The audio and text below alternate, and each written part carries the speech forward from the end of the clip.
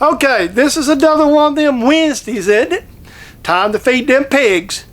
Well, this pig feed is going to be pretty busy. It's got one project, I am going to demonstrate my tire buffing machine, demonstrate my SRD grinder. And actually we're doing the tire buffing machine two ways. One, I started working on some of mine. I've got some issues, I ain't finished with them yet.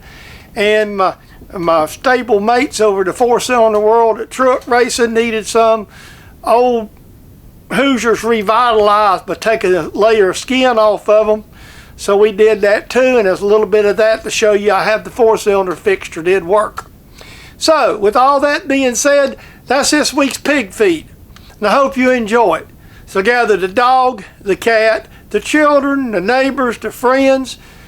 Get out the widescreen, the popcorn, the peanuts, the cold beverages. And sit back and watch me knock some rubber off some tires. Hey, yous all have a great day, and we will see you there in a little bit after this video. Okay, everybody, this is the tire machine that I've been working on. I'm going to buff a tire this morning.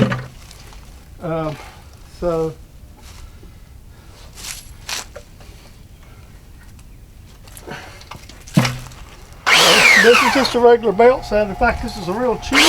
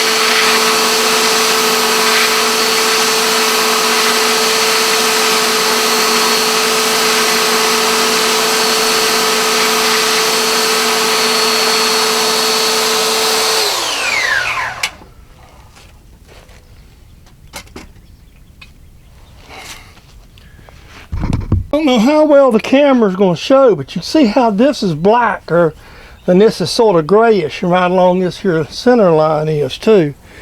So this edge is, the tire's a little out of ram. So what we try to do is buff it to get all this roughed up.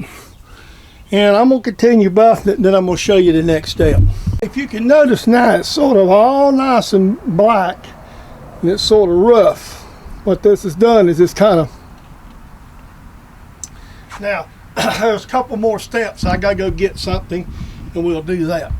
Okay, unlike a go-karts and go-kart racing where prepping tires is a way of life, we're not allowed to chemically alter our tires. What you see me doing, this is a spray bottle with Simple Green. A simple degreaser that's commonly available in, in the grocery stores, parts houses and whatnot. And I'm just going to squirt this tire down and get it really good and wet with Simple Green. All this is to do is to give us a little bit of protection. This tire will be, I'll probably buff this tire one more time before we race it. Right now, is that Simple Green will kind of protect the tire. So you'll see I got it wet down good with Simple Green. Now this kind of protects the tire and it's something that won't cause us any problems in tech. It's just something simple process, nothing elaborate, nothing illegal. You're going to wash your tires. You always try to wash them to keep them fresh. This is one of your investments, as they say. You're racing, it's an investment. And what I'm going to do, this is shrink wrap. This actually comes from Walmart. This like regular shrink wrap that you'd put on a package of some sort.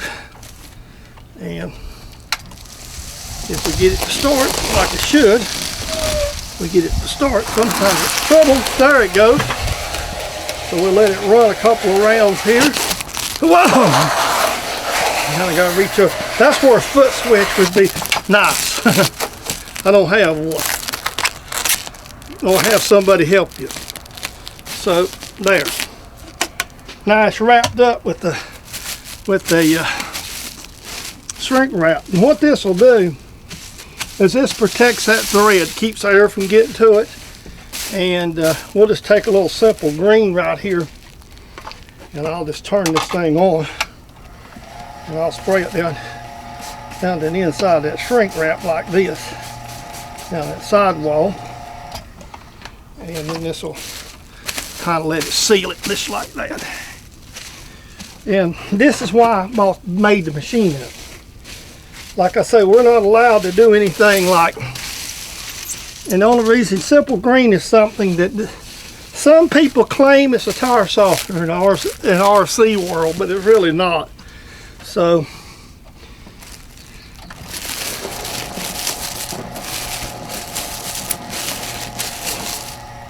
you know, it's just a household cleaner, and it's really good for what we're doing here, to seal it up. I'm just going, there we go. So that's what the machine was built for. Now if you was in a place that, or you wanted to cheat, which we don't want to do, you could actually put your tire preps on with this and spin it in there and all that crap. With these tires, normally when people cheat, they put them on the inside on a racing tire, and it works through the carcass. These tires you can't, because they're recapped, they're glued. So, you know, you could do a topical if you're a cheater. But actually, this is how we do it. This is what I wanted the machine for right here. This also enables us to keep fresh rubber off these tires. So every time we go to the race, we'll have this top edge buffed off a little bit. Thanks, you know, any edges. These tires are, and they do this. This is something they do with late model tires pretty regularly. You know, they'll knock the tops off. If you see other racing videos or whatever, you'll see people doing it. Some people use different things. I just use a belt sander. I just bought some inexpensive belts off of Amazon. Cheap belt sander from Walmart. So, but it works just fine. In one of my previous Slop in the shops, I showed fixing a drill, and one of my subscribers and longtime viewers was inquiring about this, and I've made videos on this SRD, so I'm not going to go into it in complete detail. I'm just going to kind of highlight it.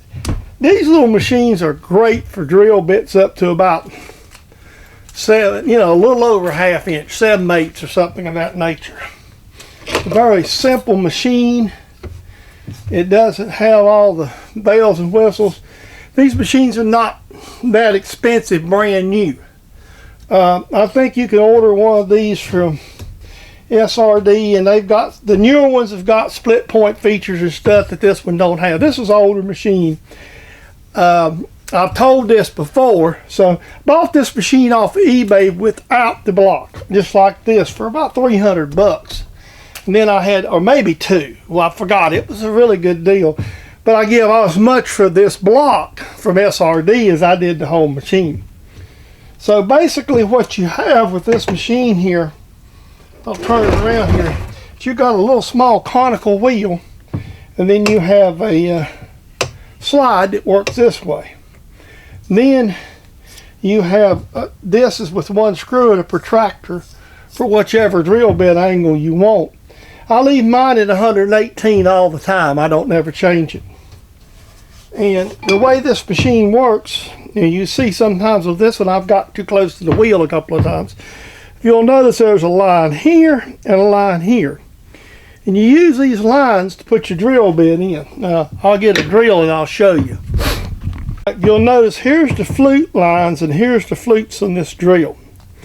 Now, one of the things you got to be very careful about when you're putting these drills in this machine, and I thought I had this adjusted better, but evidently I didn't, is then you just, there's a screw here in the back that I'm backing up that's going to touch. Just you want this when you, so it's, I try to set mine ahead of time. And it's very noisy. So the drill is just passed through there just like this. One of the things you got to be careful when you're doing this, you want to make sure that the grinding wheel's hitting on the bottom flutes. The reason being is you can actually sharpen the drill backwards. Then you can,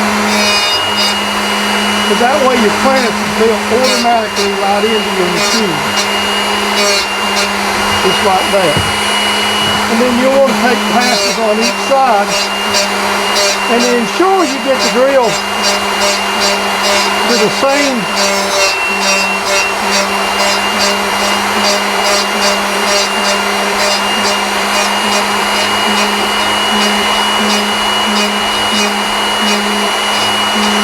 I know old Iron Lover's got one of these too. His is a little newer machine than mine. So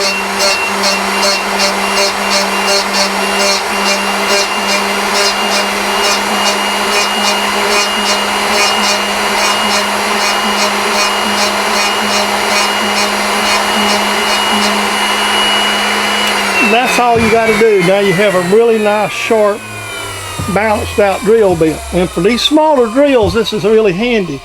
And it's just a simple little machine.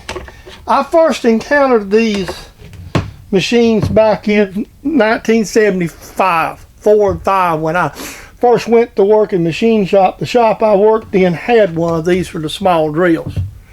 And truthfully, it's just a lifesaver for your stuff.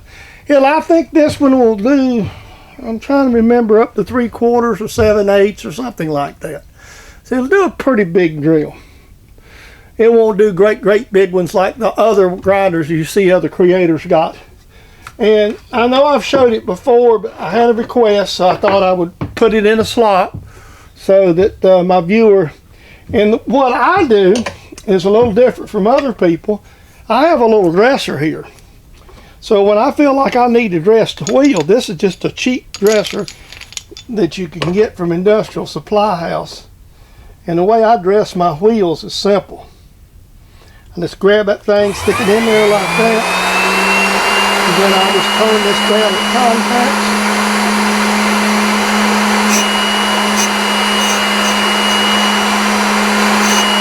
Just like that.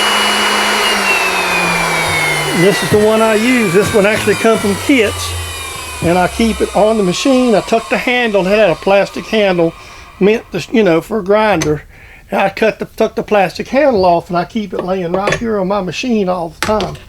So I have a spare wheel for it. This is the wheel that actually came with the machine when I got it. These wheels will last a long time. I've sharpened a lot of drills with this thing, because if you remember, I had a lot of them I inherited, you know. So, and I sharpened a few drills for friends and stuff with it too, occasionally along the way. And you've seen me do that too in other videos. So, this is for John out at Rockin' J. He was asking about the machine. So, John, here's how my machine works. You can see the difference in the color of the tire from here to there. This is that little 4-cylinder tire. And I'm going to reposition and let you see me buff again. I know the other day I showed buffing my regular tires. This is the smaller pattern for the Mustangs. These are some old Hoosiers. We're going to my buddy's going to practice on. So I'm going to buff them. I just wanted to show you with the other fixture on here how well it works. So.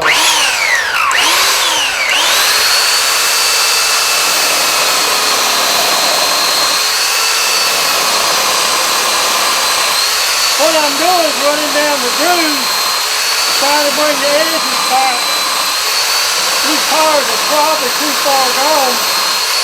They're several years old. But they made a good practice for the tires. Normally they're classed as a street tire.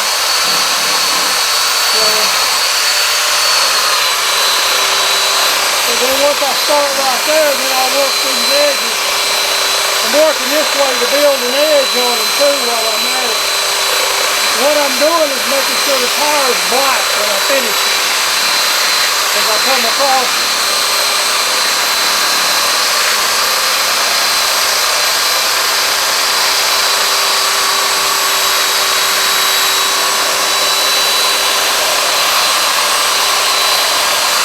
This one here has been heated a little bit, so I'm really going to work on him good.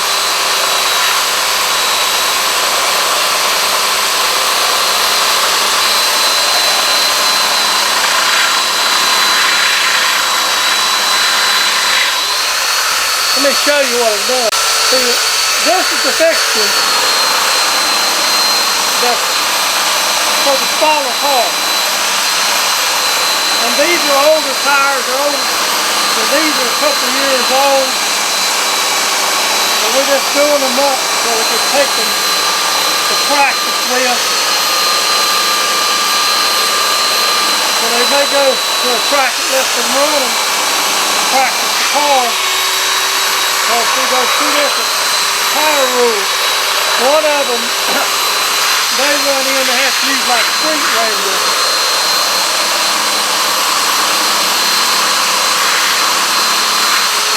What I'm doing is a place on this tire that's been, like it's been cut. These are a couple of year old.